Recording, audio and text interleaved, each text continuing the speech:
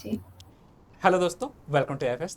तो गाइस, जैसा कि आप सभी को पता है, इस समय सीएसआईआर नेट का रिजल्ट्स आ चुका है और हमारे काफ़ी मेधावी छात्रों ने इस बार बहुत ही अच्छे नंबर्स गेन किए हैं। तो हमारे बीच में जुड़ी हैं आस्था जी, जिन्होंने इस बार ऑल इंडिया रैंक 51 अचीव किया है। तो फर्स्ट ऑफ ऑल उनको मेरी तरफ से बधाई हो। तो congratulation Aastha. Thank you sir. चलिए आस्था, थोड़ा सा अपने बारे में इंट्रोड्यूस कीजिए। थोड़ा सा अपने दो जो आपको व्यूवर्स देख रहे हैं यहाँ पे, अपने बारे में बताइए थोड़ा सा इंट्रोडक्शन के तौर पे। मेरा नाम आस्था आर्य है। मैंने अपनी ग्रेजुएशन सिरोही गवर्नमेंट कॉलेज से की। पोस्ट ग्रेजुएशन मैंने केमिस्ट्री में कनोडिया कॉलेज जयपुर से की थी। हम्म। और करंटली मैं पीएचडी स्कॉलर हूँ। तो मेरे लिए ऑब्वियसली बहुत ज़्यादा इम्पोर्टेंट हो जाता है नेट निकालना हम्म। फेलोशिप के लिए। अच्छा। बट हाँ, मैंने दिसंबर का अटेम्प्ट दिया था। हम्म। बट उसमें मैं कुछ मार्क्स से रह गई थी। फिर इस बार मेरा हुआ, लेकिन मैं फिर से 1 मार्क से जेआरएफ से रह गई, एग्जैक्ट 1 मार्क से। तो खुशी और इस बात का है कि एलएस हुआ, कि दुख इस बात का है कि हमारा एक नंबर से जेआरएफ रह गया। दुःख ज़्यादा है सर कि जेआरएफ रह गया, पर हाँ, कुछ भी नहीं मिलता उससे अच्छा यही है कि कुछ तो मिला। चलिए, बहुत अच्छी बात है। तो आपका जो पोस्ट ग्रेजुएशन है कब कंप्लीट हुआ है? सर मेरा 2021 में हुआ था, उसके बाद मैं सिविल सर्विसेज की फील्ड में चली गई थी उसकी तैयारी के लिए।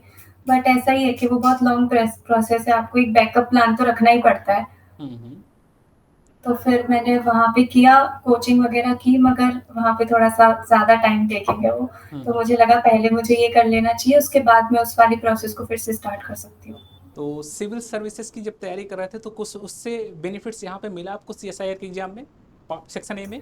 तो उसका उसका मुझे केमिस्ट मेरा ऑप्शनल मैंने केमिस्ट्री रखा था। हम्म। मैंने कुछ पढ़ा था, मगर कोचिंग वगैरह और जीएस के इतने सब्जेक्ट्स हो जाते हैं कि आपको अपना ऑप्शनल पढ़ने का टाइम बिल्कुल भी नहीं मिल पाता है।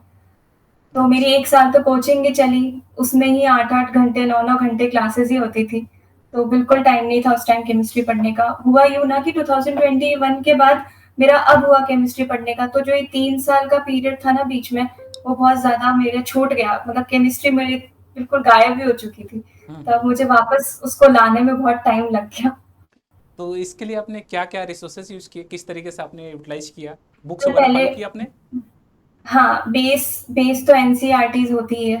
हम्म। बेस मैंने एनसीईआरटी से लिया था, पढ़ा था। फिर उसके बाद मैंने एक मतलब मेरे जितने भी यहाँ पर सीनियर्स हैं ना, वो ज़्यादातर पुराने स्टूडेंट्स हैं काफ़ी, हम्म। 2016-17 वाले बैच के, जिन्होंने उस टाइम निकाला है नेट। तो वो ज़्यादातर जयपुर की कोचिंग है, ऑफलाइन यहाँ पर जॉइन कर रखा था उन्होंने धाम को। हम्म। तो उनके नोट्स भी देखे मैंने, बट धाम के नोट्स बहुत ज़्यादा लेंथी है, लाइक बहुत ज़्यादा लेंथी। अब उसको आपको एटलीस्ट 2 साल चाहिए उन सबको कवर करने के लिए। हम्म। तो हाँ, मैंने बहुत सारी शॉर्ट वीडियोस जो आती है, ट्रिक सीरीज जो भी होती है, थोड़ा सा वगैरह देख देख के सारा धीरे धीरे धीरे धीरे करते हुए मुझे भी लग गया 1 साल। मगर हाँ, इतना टाइम तो आजकल चाहिए ही है, क्योंकि अब तो पीवाईक्यूज से भी जो ये वाला इस बार वाला एग्जाम था, वो तो पीवाईक्यूज पैटर्न पर भी नहीं था। हम्म। मतलब आपको चुनिंदा कुछ क्वेश्चंस मिलेंगे जो पीवाईक्यूज बेस पे थे, प्रीवियस ईयर के बेस पे। बाकी सब एकदम न्यू न्यू क्वेश्चंस थे बिल्कुल। तो आपको हम्म। बहुत ज्यादा प्रैक्टिस की नीड है अब तो। चलिए, बहुत अच्छी बात है। तो आपका इनऑर्गेनिक, ऑर्गेनिक, फिजिकल में तीनों में क्या कमांड है? किस पे ज़्यादा अच्छा कमांड है आपका? मेरा सर इनऑर्गेनिक फिजिकल पे ज्यादा है, ऑर्गेनिक पे थोड़ा कम है। मैं इस बार भी ऑर्गेनिक 50% to 70% ही करके गई थी। हम्म। मैंने बहुत सारे चैप्टर्स छोड़ दिए थे, लेकिन फिजिकल और इनऑर्गेनिक में बहुत अच्छे से करके गई थी। और फिजिकल इस बार बहुत ज्यादा डिफिकल्ट आ गई। तो हम्म। मैं बहुत ज़्यादा परेशान भी हुई थी, क्योंकि मेरा बेस फिजिकल इनऑर्गेनिक था और वही टफ आ जाए। तब मुझे इससे एक चीज़ तो बहुत अच्छे से पता चल गई कि अब आप तीनों सब्जेक्ट करना बहुत इंपॉर्टेंट है। आप किसी पहले के टाइम थे कि आप 2 सब्जेक्ट पे रिलाई करके एग्ज़ाम निकाल सकते हो, हम्म। अगर आप सारे चैप्टर्स कवर करते हो, एक भी चैप्टर छोड़ते नहीं हो तो। मैंने यही किया था, मैंने इनऑर्गेनिक में सिर्फ एनालिटिकल केमिस्ट्री नहीं पढ़ा था, अदरवाइज मैंने सारे चैप्टर्स किए थे, फिजिकल के भी और इनऑर्गेनिक के भी। हम्म। एक भी चैप्टर नहीं छोड़ा था। बट फिजिकल डिफिकल्ट आ गई। पर मेरा उल्टा हो गया कि मेरे ऑर्गेनिक से सवाल सही हुए और फिजिकल के गलत हो गए। अच्छा, फिजिकल गलत हो गए? हाँ, फिजिकल के थोड़े गलत हो गए। हो जाता है कभी कभी। तो आपको हाँ सीएसआई नेट के बारे में पता कब चला था? सर, मुझे पता चला था जब मैं एमएससी कर रही थी तभी। हम्म। बट ऐसा था कि उस टाइम बस ऐसे ही था कि पहले एमएससी तो कर लेते हैं, उसके बाद नेट देखेंगे, पहले अपनी पोस्ट ग्रेजुएशन निकालते हैं। और जब यहाँ पे यूनिवर्सिटी आई हूँ तब मुझे पता चलता है कि आजकल बच्चों के अंदर कितना है नेट निकालने का। बच्चे फर्स्ट सेम से लगे हुए हैं, जो हमारे टाइम नहीं था। मतलब जब मैं कनोडिया में थी तो वहां ना तो एनवायरमेंट था ऐसा कॉम्पिटिटिव वाला वगैरह। यहाँ पर काफी बच्चे चाहते हैं कि हमारा फर्स्ट सेम में ही नेट निकल जाए, सेकंड सेम में ही नेट निकल जाए, ताकि वो तुरंत यहाँ पर पीएचडी भी करे तो फेलोशिप भी आए। हमारे हम मैं तो जब थी अपने कॉलेज में, तब ऐसा एनवायरमेंट ही नहीं मिला। हम्म। तो करंट टाइम आप पीएचडी कर रहे हैं, वहाँ पे स्टाइपेंड नहीं मिल रहा है अभी करंट टाइम में? नहीं सर, अभी तो नहीं मिल रहा है, पर अब मिल जाएगा। अब मिल क्योंकि जाएगा। एक मेरे ख्याल से बहुत सारे बच्चों को पता नहीं है नेशनल फेलोशिप के बारे में, क्या कि होता है, जिन थोड़ा सा बच्चों बता का दीजिए बच्चों को। कुछ मार्क्स से कुछ जिनका कुछ मार्क्स से जेआरएफ रह जाएगा ना सर, हम्म। उनको नेशनल फेलोशिप मिलती है। ये 3 कैटेगरीज में मिलती है, SC, ST and OBC. Hmm. And आर हाउस में भी मिलती है, पीडब्ल्यूडी कैंडिडेट्स को भी। तो जिन बच्चों का 1 या 2 मार्क्स से रह जाता है, वो इस वाली लिस्ट में आ जाते हैं, और उनको इस वाली लिस्ट से सेम अमाउंट ही मिलता है जो जेआरएफ स्टूडेंट को मिलता है। हम्म। तो तो ये उसके लिए लाइक क्या बहुत प्रोसीजर होता सारे है, कब स्टूडेंट्स फॉर्म को वगैरह नहीं आता है, पता थोड़ा है। सा बताइए। सर इसका पहले अलग से फॉर्म भरा जाता था, लेकिन आजकल जो फॉर्म भरते हैं हम, उसमें पीएचडी का वो ऑलरेडी पूछ लेते हैं आपसे कि हम्म। आप पीएचडी कर रहे हो या नहीं कर रहे हो। हम्म। तो वो जब हम वो वाला फॉर्म भरते हैं ना नेट का, उसी से वो डिटेल्स निकालते हैं। एनटीए वाले ही कट ऑफ जारी करते हैं इसके लिए भी। हम्म। तो आप अगर एनएफएसटी या एनएफओबीसी अगर साइट पे जाकर देखोगे, तो वो अपनी लिस्ट निकालते हैं कैंडिडेट्स की। वो मेरे ख्याल से साल में 2 बार अपनी लिस्ट निकालते हैं, और कुछ 500 स्टूडेंट्स ही सेलेक्ट करते हैं वो ऑल ओवर इंडिया। 500 या 250, मुझे अप्रॉक्स बिल्कुल याद हम्म। नहीं है, जो दोनों से यूजीसी भी और सीएसआईआर यूजीसी भी, दोनों से कुछ। हम्म। तो सीएसआईआर के तो शायद 125 बच्चे ही लेते हैं वो हर साल, अच्छा। जो 1-2 मार्क्स से ही रह जाते हैं उनको। तो ये बहुत इम्पोर्टेंट है, जो बहुत जनों को नहीं पता है। हम्म। तो मैं उनको कहूँगी कि जो जो भी 1-2 मार्क्स से रह रहे हैं, एक्सेप्ट जनरल वाले और ईडब्ल्यूएस वाले बच्चे, हम्म। उनके लिए बहुत अच्छी चीज है। जो 1-2 मार्क्स से रह जाते हैं, उनके लिए नेशनल फेलोशिप है, जो सेम अमाउंट प्रोवाइड करती है। और आ जाती है ये लिस्ट। अगर टाइम टेकिंग भी है लिस्ट आने में, तो भी वो वही है कि रिजल्ट के बाद एक साथ पूरा अमाउंट आ जाएगा आपके अकाउंट में, ये ऐसा भी है, जैसे तब तो बहुत जेआरएफ अच्छी का है। होता है। ये हाँ। तो बहुत अच्छी बात है। तो इसके बारे हाँ। में मैक्सिमम लोगों को नहीं पता है, यहाँ तक कि मुझे भी इसका आइडिया नहीं नहीं था नहीं पता, कि ऐसा नहीं भी कुछ पता सर। रखा गया है करंट टाइम में। मेरी मेरी मेरी 2-3 फ्रेंड जो असिस्टेंट प्रोफेसर है, उनको भी नहीं पता था। मैंने बताया है उनको, तो उन्होंने कहा वो भी अपने स्टूडेंट्स को बताएंगी ये चीज, क्योंकि ये हाँ, बहुत अच्छी अच्छी बात है। चीज है। हम्म। चलिए, यानी आपको इस समय स्टाइपेंड मिल रहा है करंट टाइम में?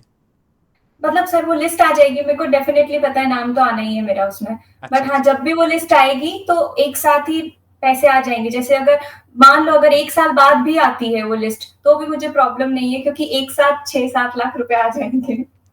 फिर तो बहुत अच्छी बात है, यानी रातों रात लखपति बन जाएंगी आप। यस चलिए, सर। बहुत अच्छी बात है। तो इस खुशी में आपने मिठाई उठाई खाया है कि नहीं, कि एक नंबर से रह गया उसी दुख में बैठे रह गए? नहीं सर, मिठाई तो खाई है मैंने, अपनी गाइड को भी खिलाई है वगैरह, सबको यहाँ पर खिलाई थी। बट वही है कि हाँ, एक ऐसा लगता है पूरी रात इसी में चली गई कि यार वो एक क्वेश्चन ऐसे हो जाता तो एक एक नंबर और बढ़ जाता, 2.5 नंबर बढ़ जाते, 4 नंबर बढ़ जाते। हाँ, ऐसा होता है, जब तो एक ठीक नंबर है। से रह जाता है तो अंदर से ऐसी इच्छा होती है कि थोड़ा सा उसमें अगर और ध्यान दे दिया तो मेरा हो जाता है इस बार। हाँ हाँ। चलिए, बहुत अच्छी बात है। तो आपको इस एग्जाम को क्रैक करने में कितना टाइम लगा, कितना टाइम से आप प्रिपरेशन कर रहे थे? सर मैं प्रिपरेशन तो ऐसा सच कर नहीं रही थी। मैं प्रिपरेशन लास्ट दिसंबर का जो एग्जाम था उससे ही मैंने शुरू की थी।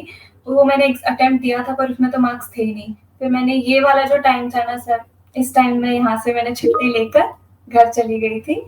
मैंने घर पे 2.5 महीने बिल्कुल, मतलब 12-12 घंटे मैं उस टेबल पे बैठी हूँ, थैंक्स टू माय मॉम, कि उन्होंने हर चीज मुझे टेबल पे लाके दी, पानी वगैरह सब, कि तू बस पढ़ाई कर। तो हम्म। हाँ, मैंने ये वाले अटेम्प्ट में लाइक बहुत बहुत बहुत ज्यादा मेहनत की है। हम्म। चलिए, बहुत अच्छी बात है। यानी आपका ये सेकंड अटेम्प्ट था और आपने पहले अटेम्प्ट में मेहनत भी नहीं किया था, इस बार आपने अच्छे से मेहनत किया और एक ही बार में रिजल्ट क्लियर। हाँ तो सिविल के स्टूडेंट्स होने के ये भी फायदे जो हैं कि एक ही बार में आपने कवर कर लिया सारी चीज़ों को।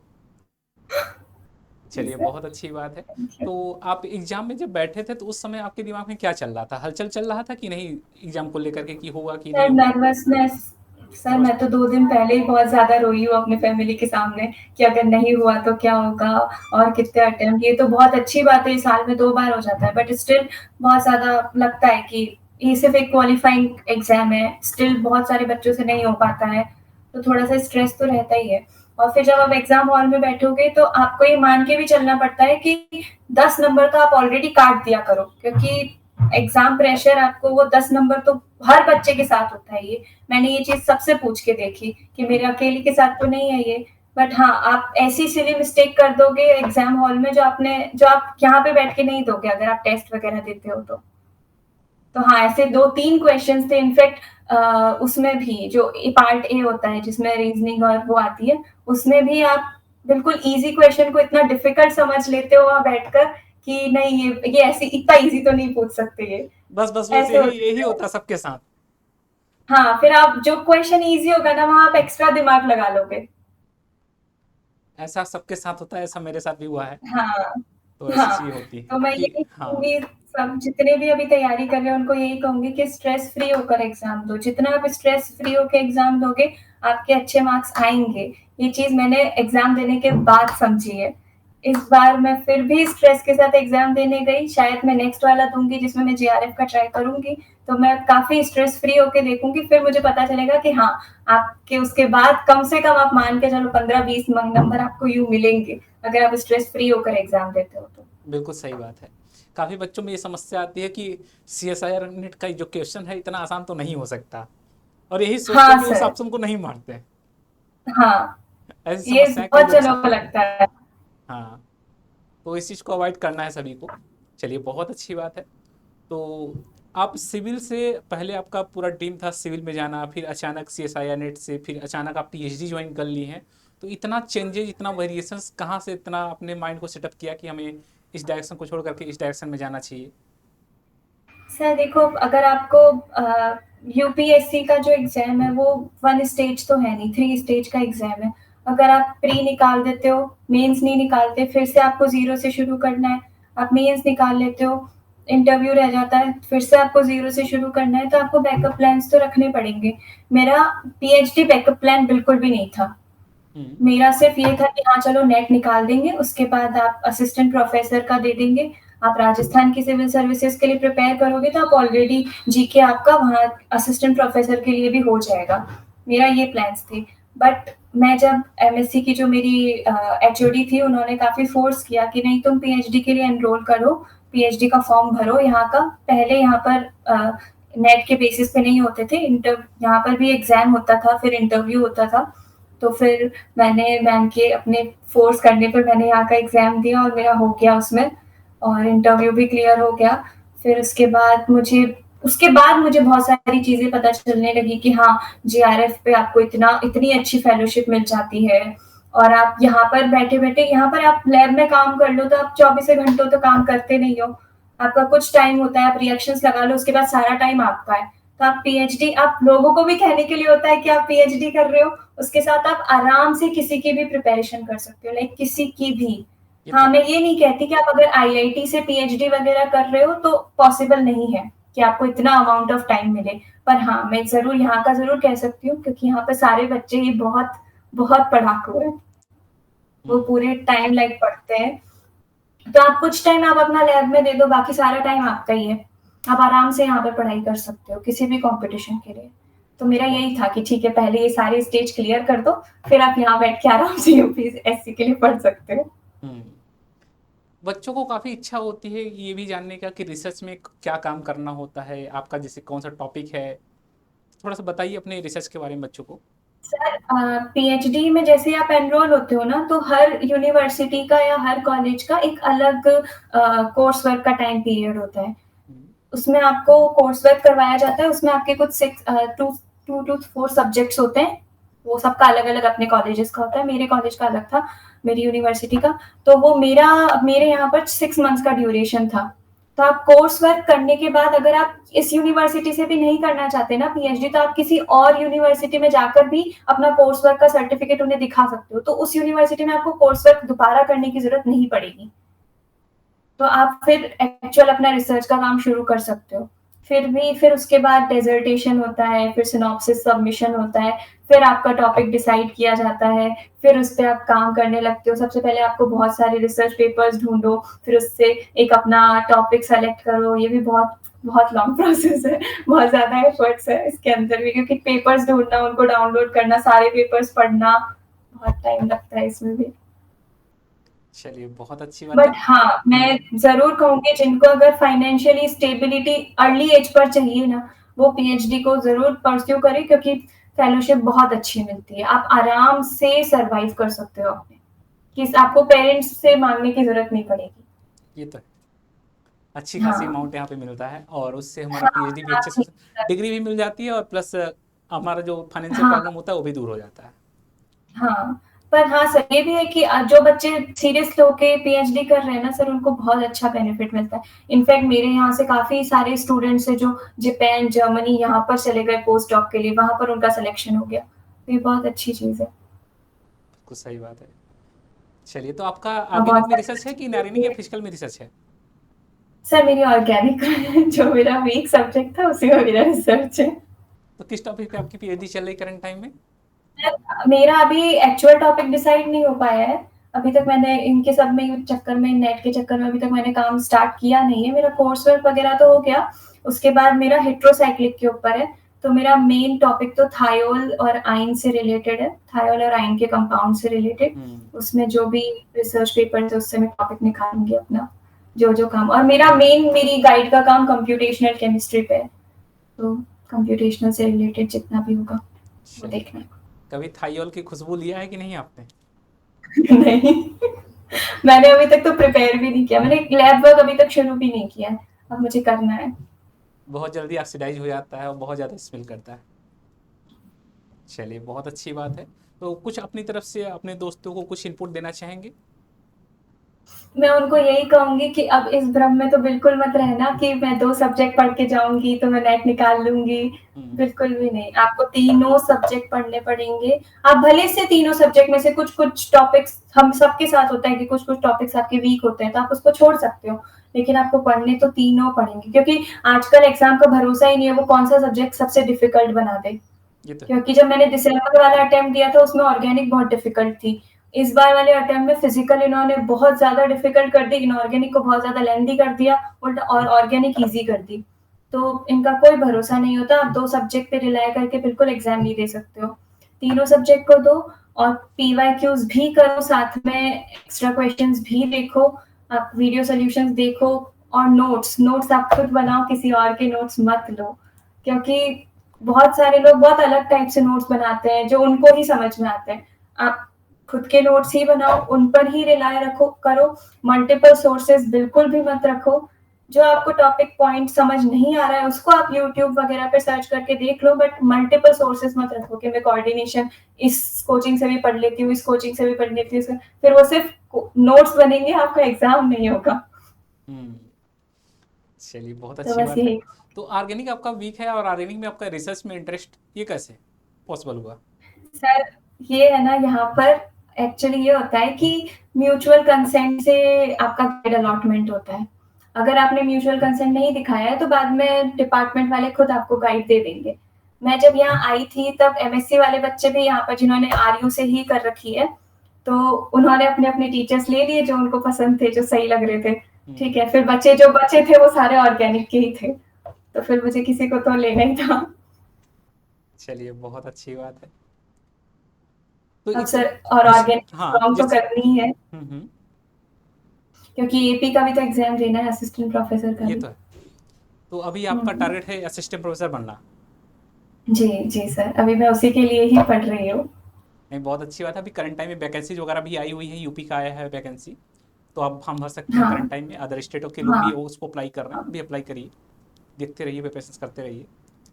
तो चलिए जी बहुत सर। अच्छी बात है।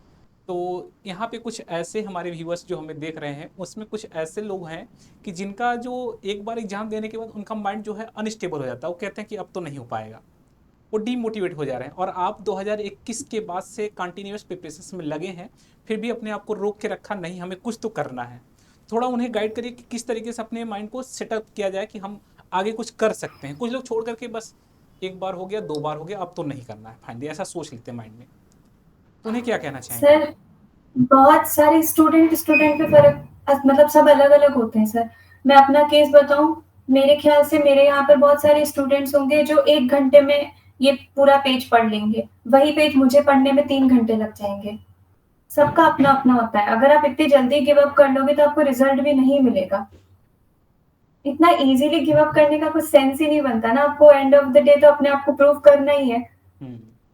आप नहीं बैठ सकते हो। मैं भी अपना यही कहूंगी, मैंने काफी टाइम दिया यूपीएससी को। बहुत सारे लोग बोलते भी थे कि अरे अभी तक तैयारी कर रही है, अभी तक तैयारी कर रही है।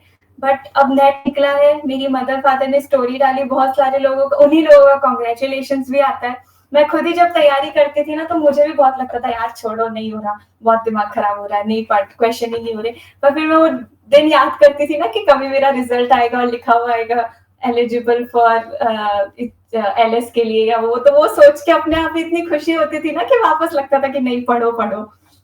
मैं जब भी डिमोटिवेट होती थी ना कि मुझसे क्वेश्चन नहीं हो रहे, अब ये नहीं हो रहा, तो मैं तुरंत वही वाला दिन याद करती थी कि मेरी मम्मी कितनी खुश होगी, मेरे पापा कितने खुश होंगे कि हाँ चलो बेटी का नेट निकला, चलो ऐसा रैंक आया वगैरह वगैरह। बहुत तो अच्छी वो बात। सोच के अपने आप आपको मोटिवेशन आ जाना चाहिए, हम्म। क्योंकि मुझे तो आया था। और पर्सनली मैं ये भी कहूंगी कि मैं तो सॉन्ग्स भी बहुत सुनती थी, जो मोटिवेशनल सॉन्ग्स है मैं तो बहुत ज्यादा सुनती थी, मुझे बड़ा अच्छा लगता था। उसके बाद मुझे वापस एनर्जेटिक फील होता था कि हाँ पढ़ने बैठना है ऐसा। तो काफ़ी बच्चे ऐसे हैं जो गर्ल्स में हैं, उनका ये कहना रहता है कि घर पे काम रहता है, सुबह खाना बनाना हो जाता है, शाम में खाना बनाना, कुछ ऐसे एक्सक्यूजेज आते हैं मेरे सामने जब मैं लेक्चर्स लेता हूँ, अप्लाई में भी या यूट्यूब पे भी, तो ऐसे एक्सक्यूजेज आते हैं बच्चों के। तो आप कैसे मैनेज करते थे उन चीज़ों को?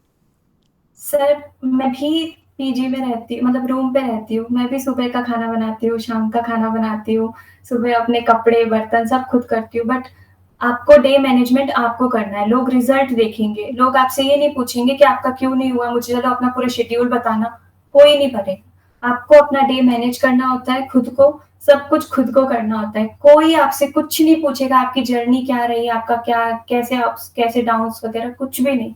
वो सिर्फ आपका रिजल्ट देखेंगे। तो आपको डे मैनेजमेंट इतना करना सीखना पड़ेगा कि आप ऐसा करो ना, अगर 2 टाइम खाना बनाना पड़ रहा है, जैसे मैं अपना एग्जांपल दूं, मैं शाम का खाना बहुत बार नहीं बनाती, मैं सुबह ही फिक्स रखती हूँ टाइमर सेट करके कि हाँ मुझे है ना 1 घंटे में ब्रेकफास्ट लंच और डिनर तीनों बना के रखने, फिर पूरा टाइम मुझे पढ़ाई ही करनी है। मैं वहां से घर से आ जाती हूँ 8 बजे यहाँ पर, फिर मैं आके पढ़ाई ही करती हूँ। फिर घर जाके मैं उसी खाने को गर्म करके वापस खाती हूँ, क्योंकि मुझे बाहर का सूट होता नहीं है, मैं बीमार हो जाती हूँ। इसलिए खुद को ही मैनेज करना पड़ेगा दिन। आपका कोई भी हेल्प नहीं करेगा, सब आपको खुद करना है। अपने दिमाग को इतना तो बनाओ, जब आप नेट का एग्जाम दे रहे हो तो आप ऑलरेडी मतलब 21+ तो हो ही, आपकी ग्रेजुएशन पोस्ट ग्रेजुएशन हो रखी है, तो आप इतने बड़े हो कि आप अपना डे मैनेज करना जानते हो कि कैसे करना है। बहुत सारी जगह आप अपना टाइम वेस्ट करने से बचा सकते हो। मैं तो स्केचिंग भी करती हूँ, ऑर्डर्स भी लेती हूँ, मैं वो भी करती हूँ। चलिए तो बहुत। बहुत ज्यादा मुझे भी अपना मैनेज करना होता है टाइम, वो सब आपको करना पड़ेगा। हाँ, ऐसा मैंने देखा ना, जब भी मैं वाईटीज पे जाता हूँ या ऐप लाइव में, सर मैं थोड़ा जा रही हूँ, मुझे खाना बनाना है, मेरा टाइम हो गया, ऐसे मैसेज आते हैं। फिर वो कहते हैं सर टाइम ही नहीं मिल पाता, पढ़ाई कहाँ से करें हम, जितना कल पढ़ाया गया तो उसी को हम कवर नहीं कर पा रहे हैं, तो परसों का कैसे करेंगे हम। तो ऐसी बातें आती हैं वहाँ पे। सर वो 12th फेल मूवी को ही देख लो, उसने भी तो चक्की चला के करा है ना यूपीएससी क्रैक। वो तो है। सर टाइम सबको मिलता है, सब आपको, सिर्फ आपको यूटिलाइज करना होता है। अगर आप लिखने बैठोगे ना, मैंने भी एक दिन किया था कि मैं पूरे दिन में क्या क्या कर रही हूँ और मेरा कितना टाइम वेस्ट हो रहा है। आप अगर एक पेज पे लिख के देखो एक पूरे दिन में कि मैंने है ना 15 मिनट इससे बात कर ली, 10 मिनट मैंने इससे बात कर ली, वो मैंने इससे कर लिया, मम्मी पापा से बैठ के गप्पे लड़ा ली, दोस्तों से बैठ के गप्पे लड़ा रही है, आप पेपर पे लिख के देखो, आपको पता चलेगा आपके पास कितना टाइम था और आपने कितना टाइम वेस्ट किया। ये रियलिटी है, मैक्सिमम लोग इन्हीं सब चीज़ों में टाइम वेस्ट कर देते हैं, कॉल करके पूछेंगे इसमें क्या पढ़ लूँ, इसमें क्या ना पढ़ूँ, पढ़ाई नहीं करना है, बाकी चीज़ें बात करनी रहती है, ऐसा हाँ, नहीं होता है। बस यही मैक्सिमम ऐसा ही होता है। होता है। ये सब आप मैनेज कर सकते हो। आपको बस एक बार वो फ़ोकस रहने की ज़रूरत है। अपने दिमाग को जिस दिन प्रिपेयर कर लोगे ना कि हाँ, मुझे निकालना है, भले से कुछ भी हो जाए। भले से कुछ भी हो जाए, मुझे अपना एग्ज़ाम निकालना है, मुझे अपना डे खुद को मैनेज करना है। सुबह उठते ही मैं अपना सुबह उठते ही लिखती हूँ कि मुझे सुबह उठते ही 1 ग्लास पानी पीना है, मुझे सुबह उठते ही इतने बजे तक इतने मिनट में खाना बनाना है, मैं डेली करती हूँ। तो मैं ये लिख के रखती हूँ अपने पास। और मैं वैसे ही चलाने की कोशिश करती हूँ। हाँ, हर बार सिचुएशन आपके साथ नहीं होती, बहुत बार दूसरी चीज़ें भी आ जाती हैं, तो आप उसको एक्सेप्शनल केस मान के चलो। अगर आपके पास 30 दिन है एग्ज़ाम में, तो आप मान के चलो आपके पास 15 दिन ही है। 15 दिन स्ट्रिक्ट रहो, अपने आप आगे के 15 दिन वैसे ही हो जाएँगे। कुछ बच्चे ऐसे हैं एक्सक्यूज़ देते हैं कि पड़ोसी आके बैठ गए हैं, चाय बनाना है। लेक्चर्स में ऐसे एक्सक्यूज़ हमें देते हैं। तो अपने मम्मी-पापा को मना करो। मेरे ख़्याल से सर मुझे जहाँ तक लगता है ना, मैं अपने मम्मी-पापा का बताऊँ, जब मैं पढ़ रही होती हूँ ना, वो मुझे किसी चीज़ के लिए डिस्टर्ब नहीं करते। हाँ, ये अगर आप रियलिटी फ़ोकस्ड अगर आप होके पढ़ाई पढ़ाई करते रहेंगे तो करते कभी हो, नहीं बुलाएँगे। हुँ। तो आपके पेरेंट्स आपको नहीं बुलाएँगे, बिल्कुल नहीं बुलाएँगे। आप उनको, अगर वो बुलाते हैं, आप उनको बोलो कि नहीं मैं पढ़ रहा हूँ या पढ़ रही हूँ, या फिर आप जाके नमस्ते वगैरह करके आ गए, 5 मिनट में आ गए। ये आपके ऊपर है ना, अगर आप भी उनके साथ बातचीत करने बैठोगे तो सर बातचीत का तो टाइम जाता है, पता ही नहीं चलता। वो तो है। चलिए, बहुत अच्छी बात है। तो आस्था, आपसे बात करके काफ़ी अच्छा लगा और हमारे जो व्यूअर्स हैं उन्हें भी काफ़ी अच्छा लगा होगा, क्योंकि काफ़ी कुछ यहाँ पे जानने को मिला। तो चलिए, अब हम चाहते हैं कि आप नेक्स्ट टाइम जेआरएफ हो करके तब फिर हमारे प्लेटफॉर्म पे जुड़िए वंस अगेन। चलिए, ज़रूर सर। तो फ्यूचर के लिए हमारी तरफ से all the best. New journey आपका थैंक अच्छा यू जाए। सर। चलिए, तो तो गाइज हम इस सेशन को यहीं पे बाइंड अप करना चाहेंगे। ऐसी स्टोरीज के साथ हम आप सभी के साथ जुड़ते रहेंगे। तो thank you and happy learning. Bye bye.